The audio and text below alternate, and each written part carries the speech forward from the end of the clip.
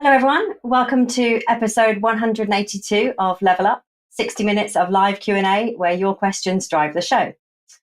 My colleague Adriana is online in the chat to welcome you, so please let her know your name and the city you're joining us from so we can get to know our audience for today. The Level Up team will post a link in the comments so you can vote up the questions that you would most like answered, and of course for you to add your own questions in, which you can do throughout the show. If your question is selected, your name will appear in the credits at the end of the show, so get your questions in early and stay with us to see that happen. Our topic for today's show is how to become an Agile Change Agent. The role of the Agile Change Agent combines the art of mentorship, the skill of facilitation, and the passion of advocacy to guide teams and stakeholders through the dynamic journey of Agile adoption. The Agile Change Agents empower individuals to embrace change, encouraging the dismantling of silos and the nurturing of collaborative ecosystems. With a profound understanding of Agile principles, they nurture a culture of continuous improvement, fostering a mindset where experimentation, adaptability, and customer centricity thrive. Through coaching, mentoring, and unwavering support, Agile Change Agents inspire teams to transcend traditional boundaries, sparking innovation and driving efficiency. This pivotal role paves the way for a more responsive, resilient, and value-driven organization in our ever-evolving business landscape. And our panels for today's show are ready to guide you on your journey to becoming an Agile Change Agent. So let's jump over and meet them. Firstly, I'm delighted to welcome back Laurie Bowman. Laurie has 30 years of experience in engineering and management roles on complex multidiscipline engineering and construction projects, and is a trainer and advisor on planning, assurance, risk management, and control for projects, programs, and portfolios. Thanks for joining us, Laurie. Very good to be here. Thank you, Ellie, and welcome listeners. We also welcome back today Malini Jayaganesh. Malini is a highly experienced business relationship manager who specializes in nurturing high-performing BRMs and teams. She's regularly invited to deliver keynotes and presentations at professional and academic forums in Australia, the US, UK, and India. Her personal story, entitled Walk Fast, Walk Far, has been described as the most impactful presentation at the BRM Connect event in Sydney. And in her spare time, she writes about food, culture, and relationships. Welcome to the panel, Malini. Thank you, Ellie, and I'm looking forward to an hour of great conversation on such a wonderful topic. Brilliant, thank you. Also joining us today is Sarah Hills. Sarah is the founder of Carpe Omnia Training, a training company that specializes in providing project and change management training.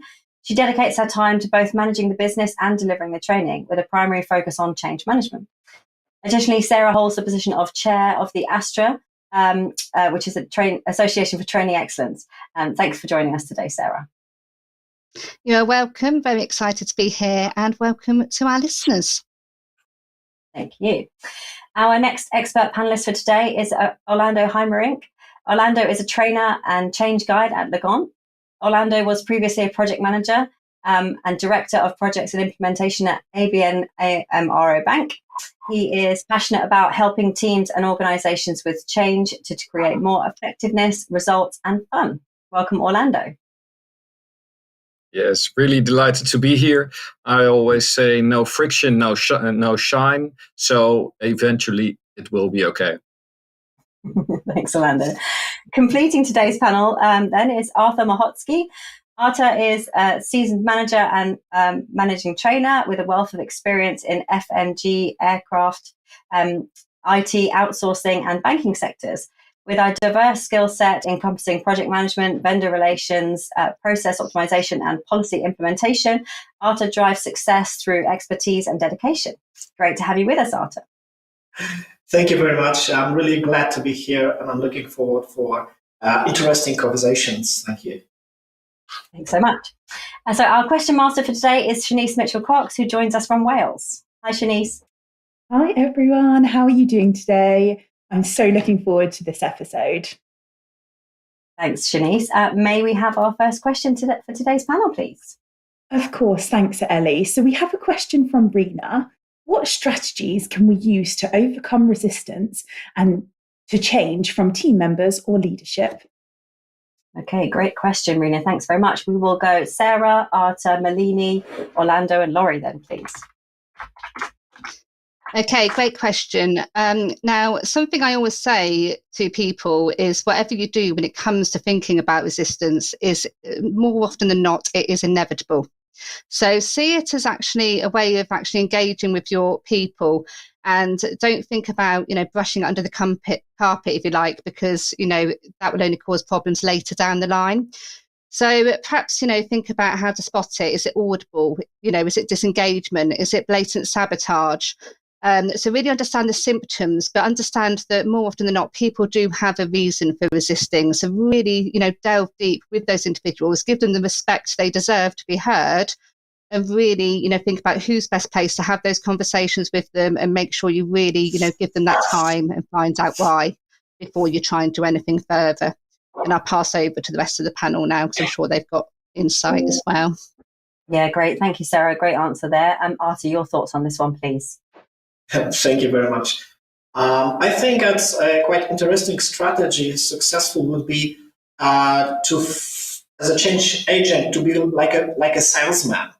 If you sell a vision, attractive vision of future, when you encourage people resisting to change their behaviors by showing them the advantages of the future, if you are capable of answering a question which they ask, what's in it for me? And when they see the advantages of changing, they will definitely see that maybe it's valuable to put the effort to change the habits, to learn new skills. Yeah, so I think it would be a nice strategy to sell the change as something attractive for the future. Thank you. Yeah, absolutely. Great idea. Thank you. Malini, your thoughts, please. I concur with what Sarah and Artur have said. I think we should anticipate that there will be some resistance. We should prepare for it. We should be respectful. But Rena, I'm a bit concerned about one part of your question where you've said where you referred to resistance from leadership, because then I would actually go, well, why are you doing this change if there isn't enough leadership support? Because that is one of the critical success factors. If your leadership itself is resistant to change, then you're going to encounter a lot of difficulties, right? So I would actually say have a conversation with your leadership team about what is their vision for the future. Do they actually understand what the challenges are with the way work is being done in your organization at the moment, and see how much buy-in you can gain from them, because that's going to inform your strategies for promoting change to the rest of the organization. Yeah, that's great advice. Thank you. Important to know where the resistance is coming from. Orlando, can we have your view, please? Yes, two sides. I think first connect with the leadership to understand the why of a change, and to connect to the purpose of that, because that's I think what Artur is saying. Then you can engage people, and on the other hand, people don't want to be changed, but they want to change themselves. So it's very critical to understand what, of course, there will be resistance, but you should really be empathetic about what their resistance is. And it's very often uncertainty about a future state, and help to understand that and be very, very precise and clear how this future state could look like, and be specific if what is not going to be changed. Yeah, that's great advice. Thanks so much. Laurie, your thoughts to finish us off on this one, please. So I agree with everything that everyone has said previously, and there's not much left there, but one element I would add, that particularly on the leadership side, just making sure that you've got that level of sponsorship and that level of support from a high enough level that it's going to cascade down, and the messaging is going to pass through the leadership as well. Yeah, absolutely. Great advice. Thanks, panel. Shanice, please can we invite you back for our next question? Of course. Thanks, Ellie. So you have a question from Lila. As a change agent, I don't really have the capacity to make decisions. Do you have any tips that would help me increase my ability to influence? Okay, great question, Lila. Thank you. Laurie, we'll come to you first, and then Sarah, please, and then Malini. Yeah, so that's a great question. A whole lot of decision-making capacity. And in many respects, this is going to help you with your change agent and your change management skills, because a lot of it's about influence. So I think the key thing to do is really listen closely to people and understand their perspective. And through understanding that is certainly the foundation of being able to influence people, though you may not necessarily have that much decision-making authority yourself. Yeah, thanks, Laurie. Sarah, your thoughts, please. So I think there's a couple of things here, and great question, Layla. I think some of it will come down to the culture of the organisation, which actually the better we get at embracing the actual role of a change agent, how it's meant to be, hopefully culturally, you will start to, be involved in some of those decisions. But naturally, you're not always going to be actually part of making those decisions. And a bit like Laurie said, I would think about, who's the best person to actually hear you. Because you could spend so much time, going around in circles, not talking to the best person. So think about who is the most appropriate person to position yourself with that's going to actually then, be your advocate, if you like, and go prepared. Always go prepared. What's the reason of the decision that you've come to talk to somebody about? What's the benefit of that decision? What are the reasons that have led up to it? And have the answers. So, when they throw something at you, you can say, oh, actually, I thought you were going to say that, and come up with what they will be thinking about, and have the confidence to back yourself as well. That's great advice, Sarah. If you're not the person that can influence, make sure you know who the people are and that they understand the change that you're trying to implement. Malini, your advice for Layla, please.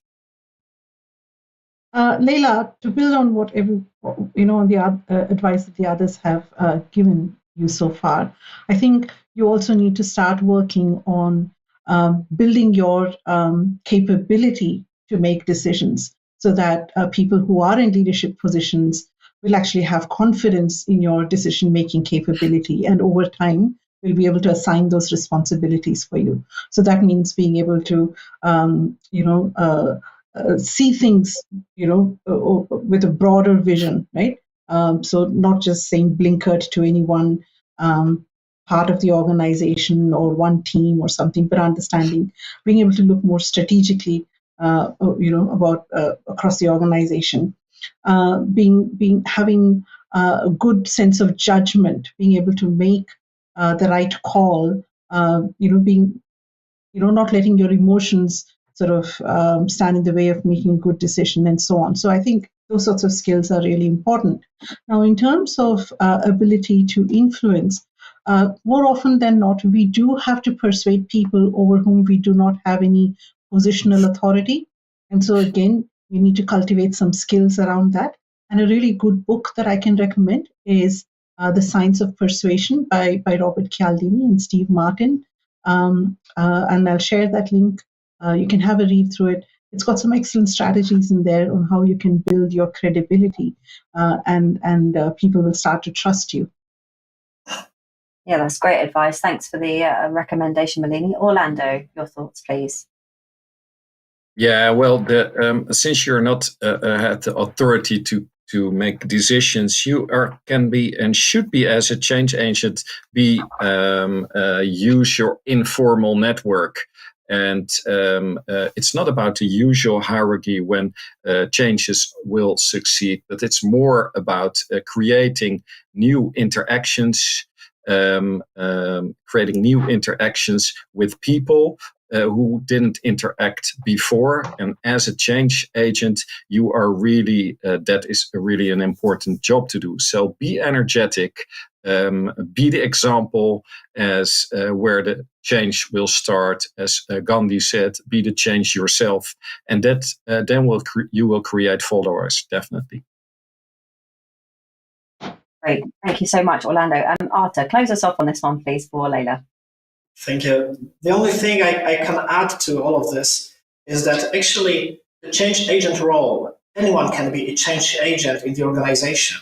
Of course, the happiest situation when the change agent is CEO of the company, the ultimate decision maker. But any team member can be a change agent in their team.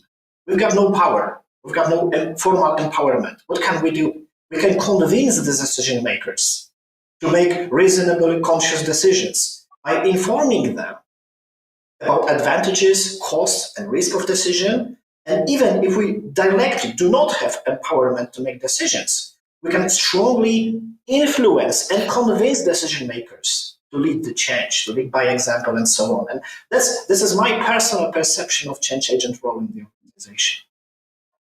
Yeah, absolutely makes sense. And I think we need change agents in various teams throughout the organization, because they need to be able to empathize with the people in that team to be able to paint the future, as we were talking about earlier.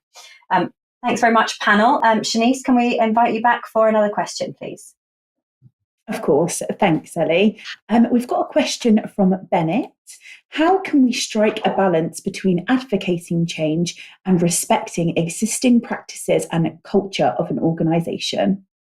Okay, great question. Thanks, Bennett. Sarah, we'll come to you first on this one, then Malini, please. It is a great question, Bennett. Thank you. And I would just start by saying existing practices don't have any feelings, actually. They're practices. It'll be the people that were involved in creating those practices. So very much, make a distinction between the two and think about, how you can position why you're changing and respecting those that were involved in the previous way of doing things.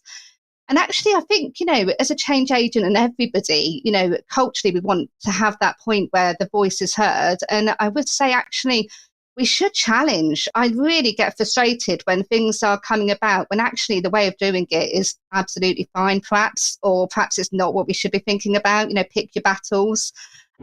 So, having that confidence and insight, and a bit like somebody said earlier, that strategy, to really think about actually, who knows what's working and why we do want to do things differently, and having that really good conversation around whether we should be doing it in the first place. But remember, the practices don't have feelings. It's the people that are involved with them that do. Yeah, absolutely right. Thanks, Sarah. Malini, your thoughts, please. I think we should be careful that we don't advocate change for its own sake. There should actually be a definite purpose for that change and a vision, for what that change needs to be. And on the basis, we can use that as the basis to evaluate existing practices, evaluate, how we do things around here, and then work out what needs to change. So that way, it's not something. It's not just someone's opinion, or we're not targeting. Any persons in particular, but there's actually a very solid, rationale for this change. Yeah, absolutely right. Thank you. Artur, your thoughts, please, for Bennett. Yeah, thank you. Well, in my opinion, managing change is not about replacing current values with new values. It's about continuous improvement. So when we honor values which are good for the organization, enable us to grow, we don't change them. We only change those values which can bring more benefits to the business, more benefits to the organization. I think it's, so to sum up, the most effective way of balancing new values with existing values is just using intuition. If we see that some company values, organization values are good, we do not change them. Yeah? We only modify those values which allow us to bring our organization to a new level. So it's not about replacing all values with the new ones. It's only about continuous improvement. Yeah. Thank you. Yeah, absolutely right. Thank you very much. Orlando, over to you. Yeah, so it's very important that the current culture, or I wouldn't say the old culture, because that has a negative connotation. So it's about the current culture, and the current culture has had its own value and the benefits. There is a use of why there is the culture as it is. So you should really, really acknowledge that and honor that, And on the other hand, there are probably circumstances or trends in the market why there are needs for change. So acknowledge and be empathic for the current culture and the current habits. And if you want to quit certain elements of it, acknowledge or create a ritual or something which is meaningful for people, for people to get rid is not the right person, to put aside the current culture and make a step into a new culture. And that should be a meaningful event. Yeah, that's great advice. Thank you. Laurie, if you can finish us off on this one, please. Okay, this is a fantastic question, and I agree with all the previous answers. One aspect I would add to it is to be conscious, and it's such a good question. One of the many things that we think about when we're deciding which changes to implement and when is how is the organisation going, and are we suffering from change fatigue? Because the last thing you want is your team members effectively becoming punch drunk from too many changes happening too quickly. They sort of withdraw and lose all interest. So really, really important aspect to consider. One of the key ones being, how is the team going? Are they ready for a change? Because too much change too often can really have a negative impact overall. Yeah, that's great advice. Thanks so much, panel. Okay, Shanice, please can we invite you back for another question? Of course, we've actually just had a live question come in from one of our previous panelists, Adrian Pine. How important is organisation culture to agility? Great question. Thanks, Adrian. Nice to have you with us. Okay, full panel answer for you, Adrian. So we will go Orlando, Artur, Laurie, Sarah, and Malini, please. Well, it is definitely vital. Because there is the right shift model of Bob Marshall. For most organizations are working in some kind of bureaucratic way of working. So every culture has its own typical characteristics. And if you are working in a very bureaucratic organization with procedures which are there probably with use and have their effectiveness, that is what you should take into account, because you cannot leap from one culture to another, and you have to do that step by step. So if there is low adaptability, or there is low, when there are many silos, or there is low collaboration or low empowerment, those are all terms that are really vital for an agile culture. So that should be really taken into account. Yeah, that's great advice. There's with so many things, it's about assessing where we are now to decide the route forward. Artur, your thoughts, please, on this one. I totally agree. With this. Actually, what is agility? It is ability to deliver customer value faster. It means that it requires changing of mindset in all levels of the organization. Yeah? Decentralizing decision making.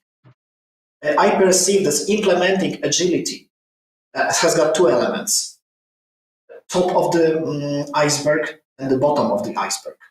Top of the iceberg is a framework, document templates, events, artifacts, products. While the bottom of the iceberg is core values, is the culture.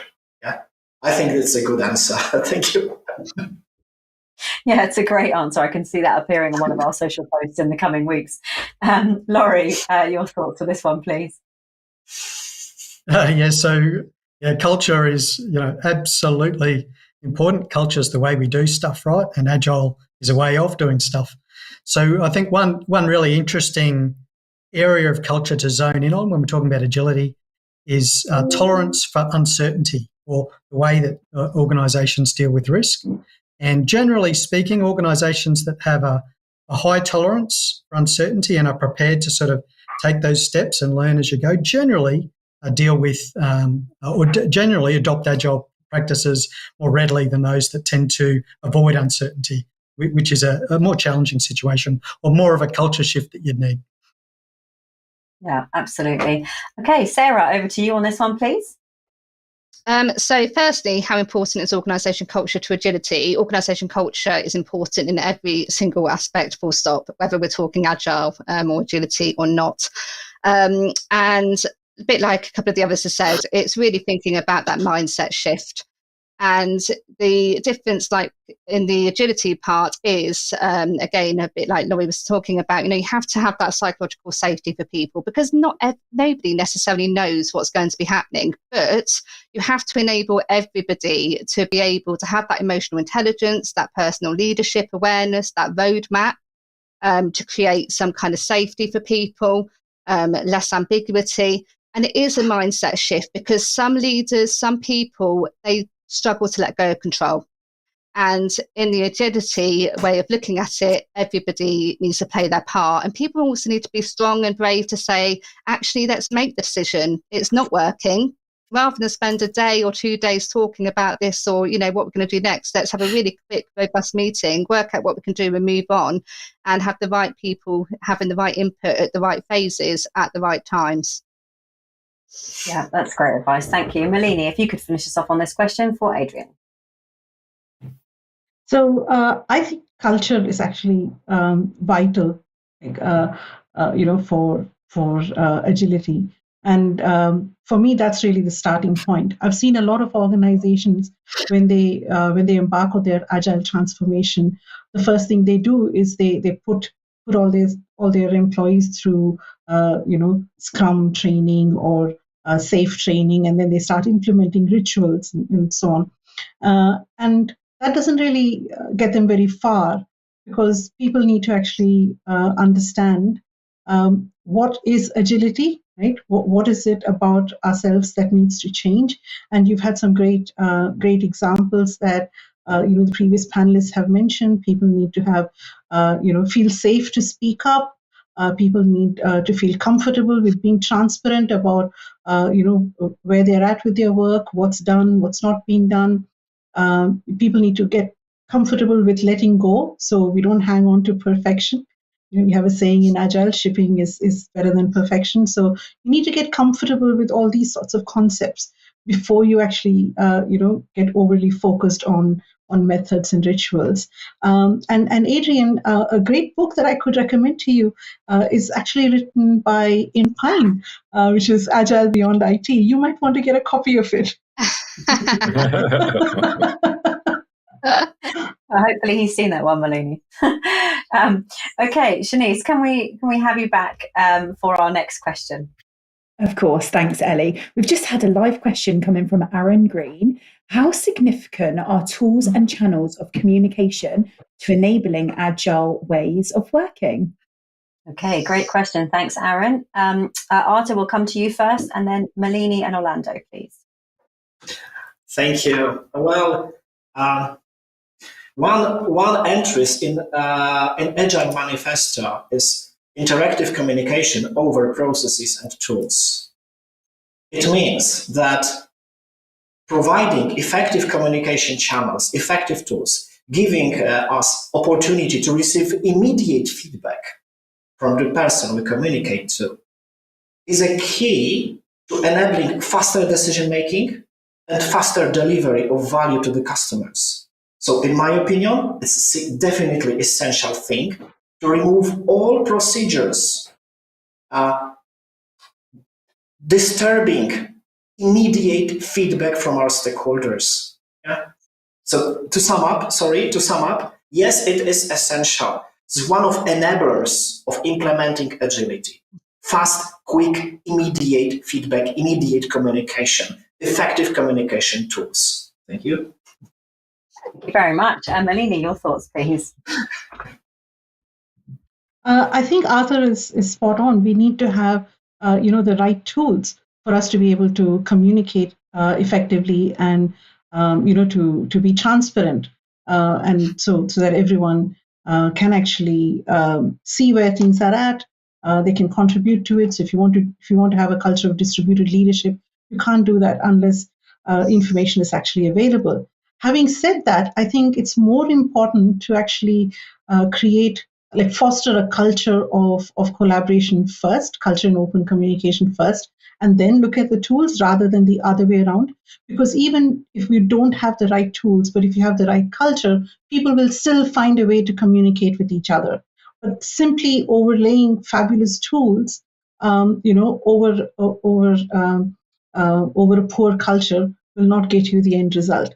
As human beings, we were still communicating when we didn't have the internet and we didn't have telephones, and we were sending smoke signals, right? So look at the culture first, and then look at the tools that enable the culture. Yeah, brilliant advice. Thanks, Malini. Orlando, over to you on this one. Yeah, Malini, I love your comment. Well, in the Agile Manifesto, one of the principles is face-to-face communication is the strongest way of communication. And I'm an absolute believer of that. Face-to-face communication is the most strongest way. And yes, we are in a world where there is lots of technology and communication possibilities and tools possibilities, but they are all supporting face-to-face communication. So they're supporting collaboration. So they're supporting transparency. They are supporting quick decision making. They're supporting feedback loops. And that is, in my opinion, the order and the ranking of it. Yeah, brilliant. Thank you, Orlando. Laurie, your thoughts on this one, please. Yes, and yes to everything else that's said.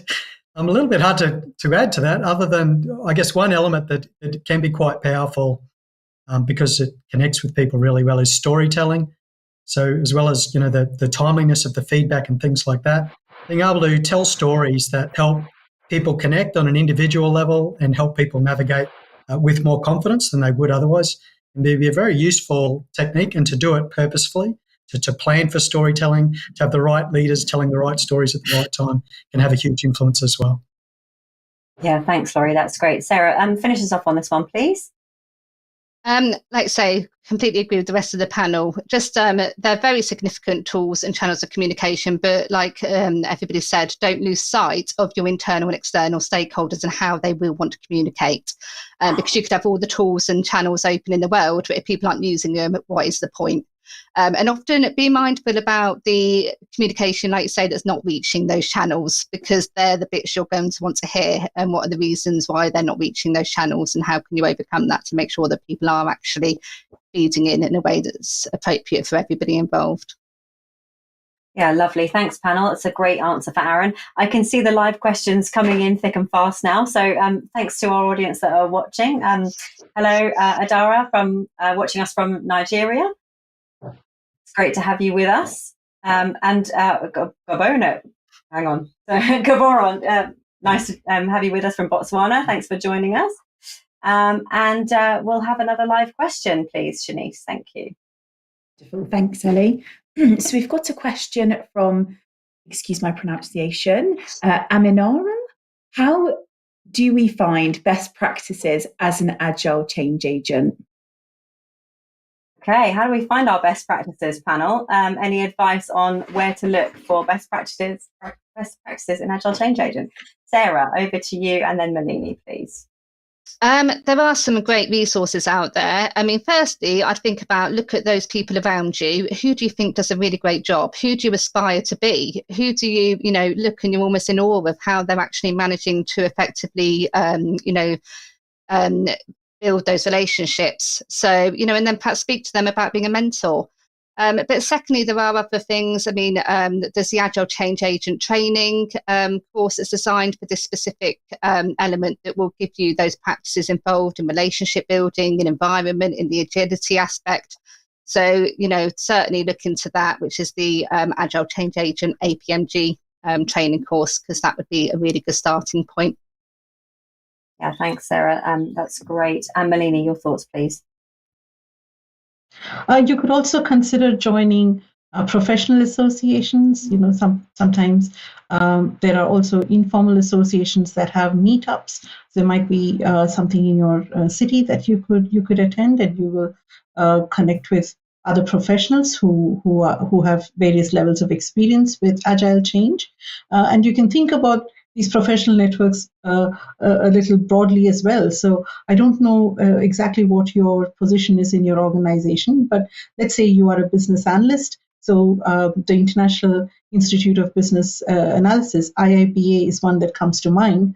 But you could also think about other groups, like project management professional groups or change management professional associations. And these are all places where everyone is actually trying to promote agility and help organizations through periods of uncertainty and change. So you'll be able to learn about different aspects of change and leading change through meeting people from different backgrounds. Yeah, that's great advice. Thank you. Finding a mentor, whether it be an individual or a community, is a great idea on where to start. Shanice, please, can we have you back for another question? Of course. Thanks, Ellie. So we've just had another live question from a LinkedIn viewer, Abdul. How do you measure the success of Agile change initiatives, and what key performance indicators, KPIs, should be tracked? Okay, great. Thank you. Great question, Abdul. We're going to go Artur, Orlando, Laurie, and Malini, please. Okay. In my opinion, the best starting point is answering the question, why do we implement changes? The answer is following. We do changes for improvement, for growth, for benefit. So when we see that change initiative brings the expected benefits, is the primary measure of success. So the starting point of measuring change initiative success is tracking actual benefits in comparison to the forecasted ones. Yeah. So maybe it's not too much precise answer to this question. However, the starting point is: do we experience the improvement as we expected? If so, it means that change initiative succeeded. Yeah. Thank you. Yeah, great advice. Thank you so much. Orlando, your thoughts, please, for Abdul? Yeah, I agree with Artur, because first of all is the question, why do you want change, and which benefits are you aiming for? So is that efficiency, or is it a time to market improvement, or is it predictability? That means different kinds of KPIs.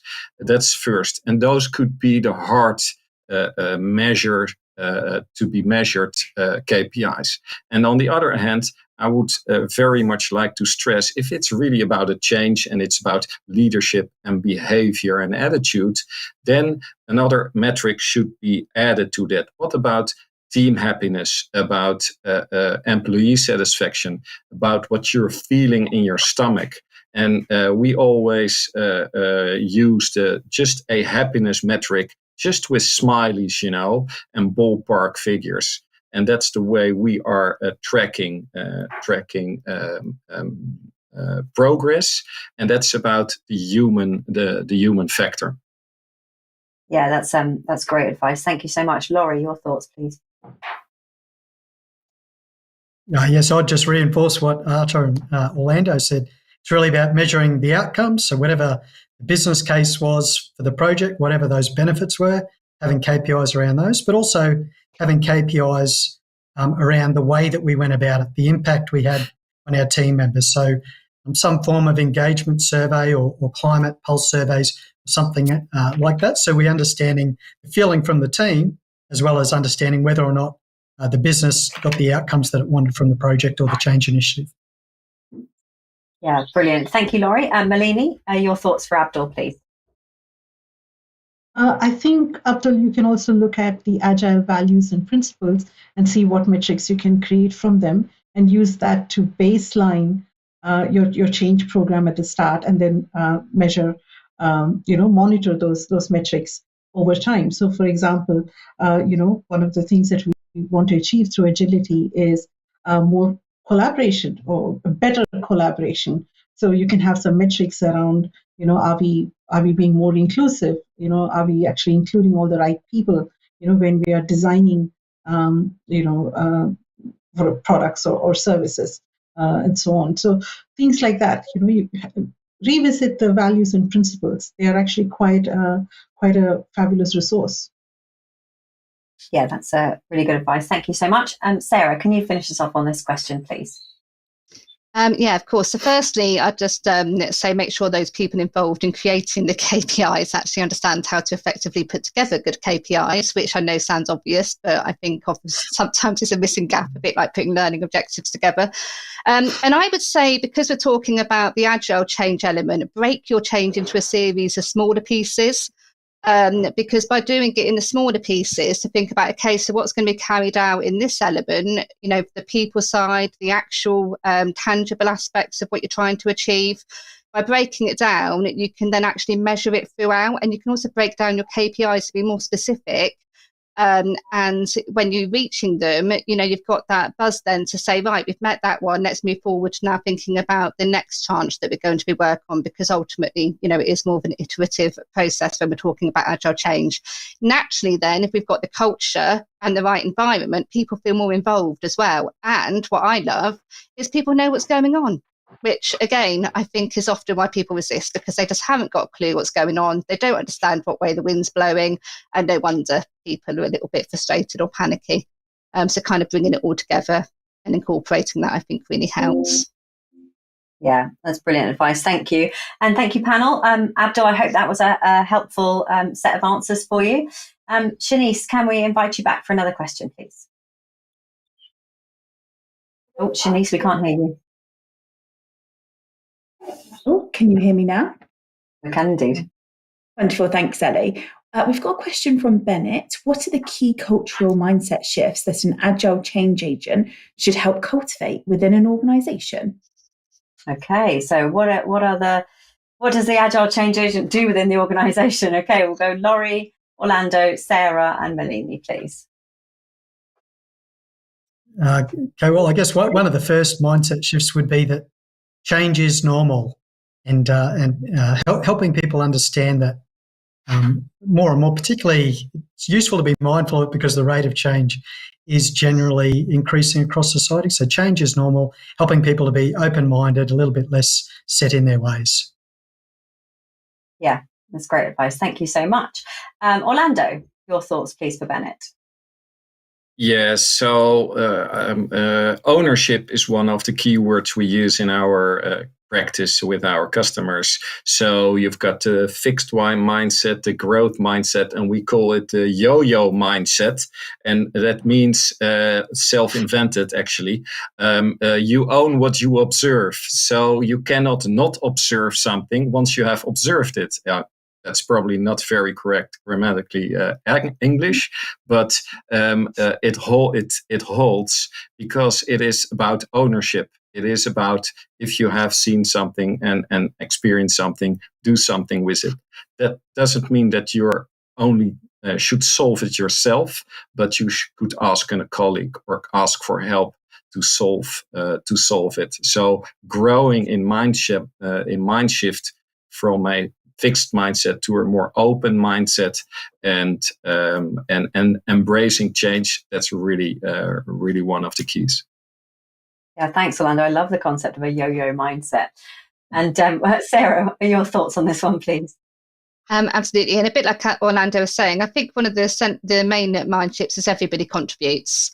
And a bit like you were just touching on there, think about, who's going to be best placed to have, that contribution. And it is a really big mindset change for, some people. So think about how can they, enable that culture to kind of happen. And to be able to trust is huge, because at the end of the day, a lot of it boils down to people don't trust others to get on and do it, or to get on and do a good job, or to get on and do what they want them to do. But actually, those people need to take a look at themselves sometimes, which I know sounds a little bit, but they do need to think, well, actually, how can I make sure the people around me have that skill set, have the desire to do it? And I should be able to sit back and let them get on with it, and then, happier days, to be honest. So I think that's quite a big mindset shift. Yeah, brilliant advice there. Thank you. We are coming to Malini next on this one, please. Bennett, as I'm a very passionate business relationship manager, to me, one of the big cultural and mindset shifts relates to how people interact with each other. So taking on more of a partnering mindset, where you actually build, as Sarah said, that trust and credibility, and that willingness to actually try and get along with each other, believing in a shared purpose, and being able to work effectively across functions and across teams, right? So that you're not confined to only the goals of your line management sort of thing. So I think there's a lot in business relationship management practices that's actually really critical to agile transformation. Yeah, for sure. That makes complete sense. Artur, can you finish us off on this one, please?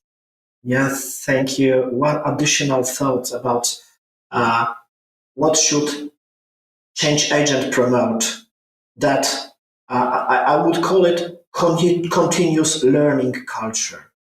We learn from mistakes. When we make innovative decision in the organization, regardless of its level, we don't know if the decision is good. It means that before we make decision, we are ready to fail. And failure is opportunity to learn, not the opportunity to blame anyone. Yeah? Non-blaming and continuous learning culture. That's the thing I would like to add to this. Well, thank you. Yeah, brilliant advice there. Thanks very much. Okay, Shanice, can you join us again, please, for another question for the panel? Of course, thanks, Ellie. We've got a question from Ellie. How does the role of an Agile Change Agent evolve as organisations become more mature in their Agile journey? Okay, great question. Thanks, Ali. Orlando, we'll come to you on this one, please, and then Malini. Yes, I really love this question. Realize that change, when let's look at the 8 stages of Carpe, when you start in creating a vision and start creating a winning coalition. So that means that you're doing other activities, and if you're focusing then on the later stages of change, when you're more sustaining, your role is more sustaining change and more supporting the impacted people with knowledge, with helping to prevent from impediments. So it is more in the later stage about sustaining agile culture. It's more about how can we improve continuous learning, continuous improvement. So there's a different focus on what you want to give value on and to focus on as an agile agent. Yeah, brilliant. Thank you, Orlando. Malini, come to you on this one, please. Orlando articulated that so well. I'm not quite sure what more I can add to it. But Ali, I'm thinking that if in what you yourself do or how you approach your work, I think as the agile journey of your organization matures, then you yourself might transition from being an actual doer to coaching others and empowering them to become agile change agents. Particularly if you work in large and complex organizations, your role might actually shift more and more towards coaching and mentoring other agile change agents. Yeah, that's great advice. Thanks, Malini. Laurie, your thoughts, please. Not much to add. I think Artur really explained it well. It's that journey from starting off to being open-minded. Yes, it can change to then getting to this continuous learning culture.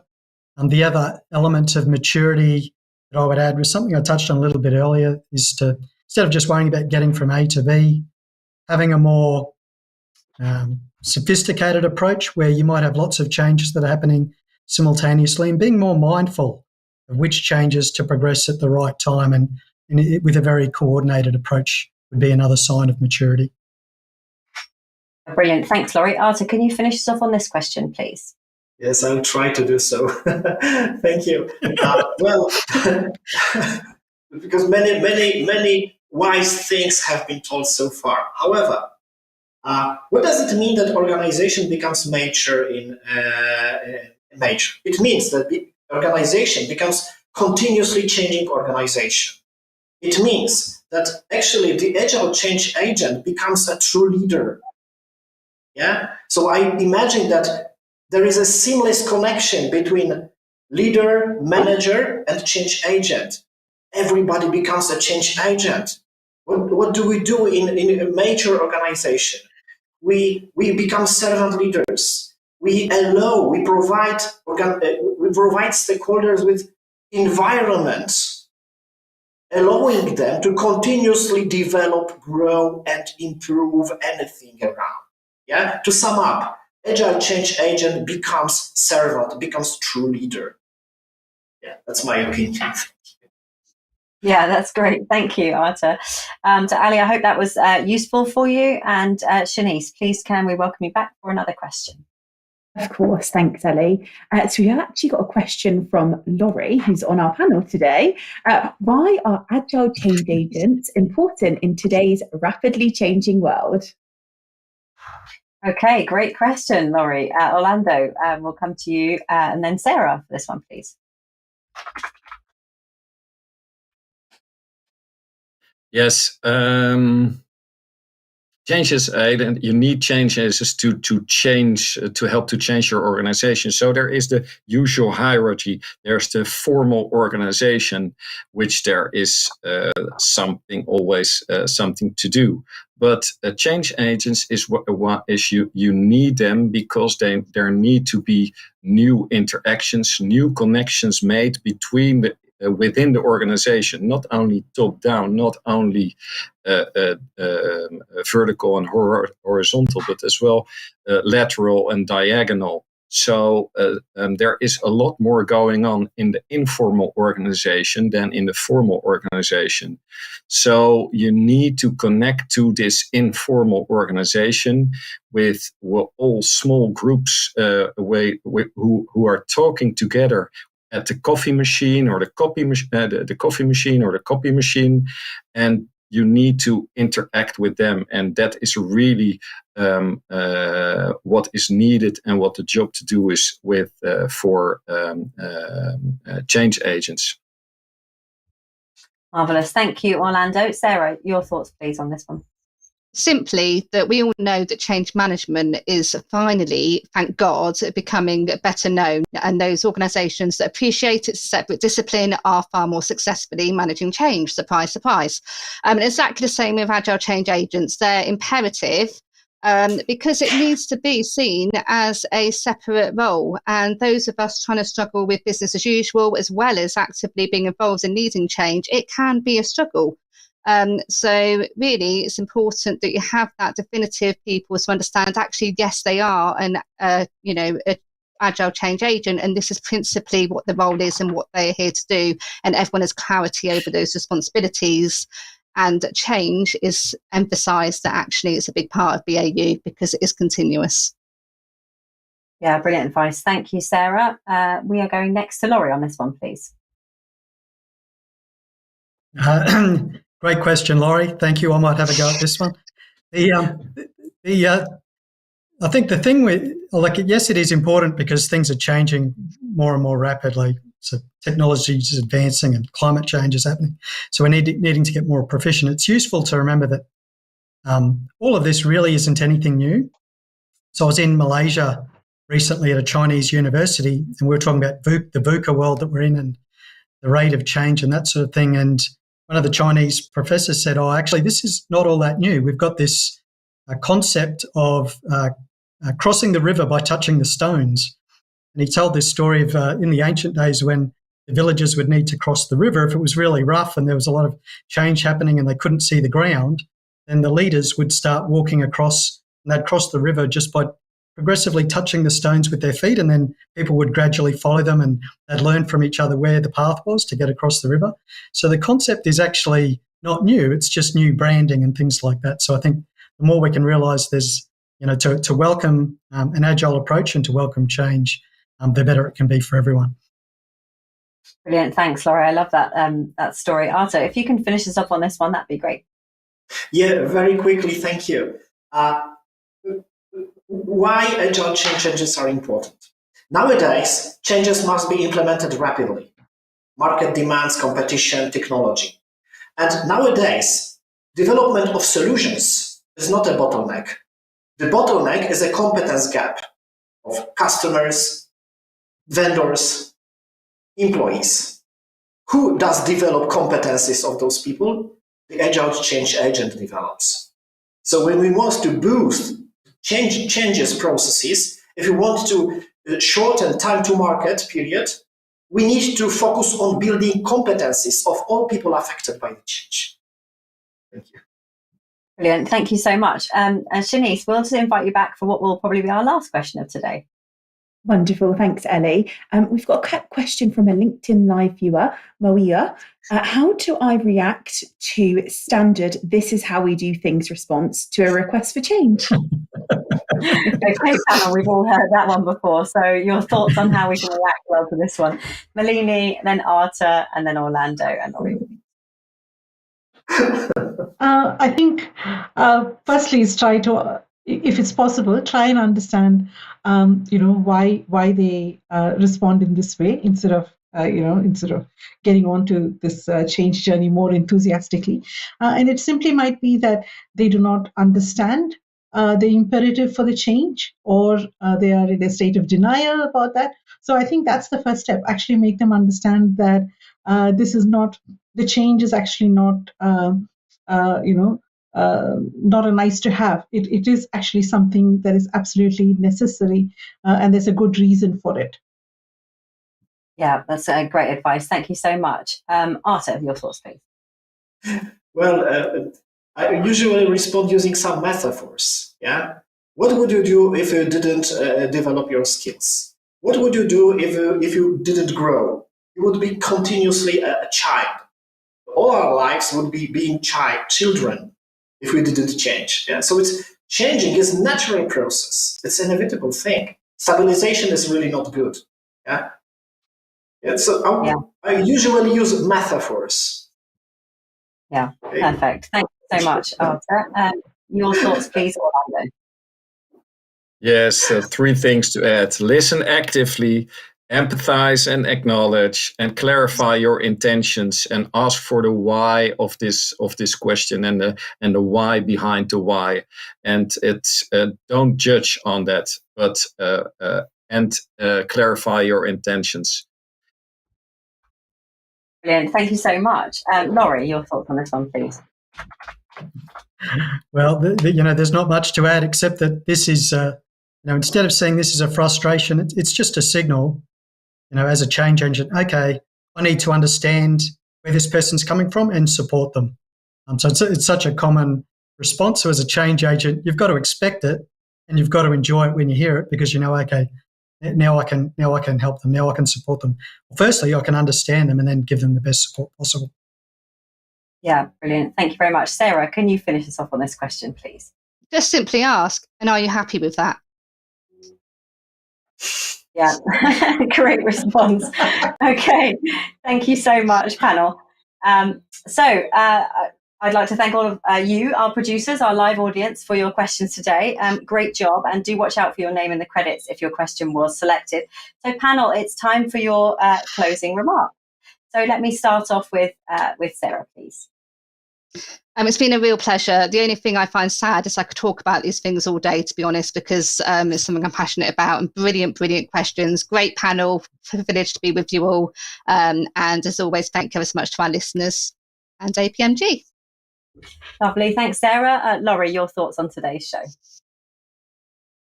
Well, I think it was Charles Darwin said something along the lines of, it's not the strongest that survives, it's not the fastest, it's not the fittest, but it's the one that's most adaptable to change.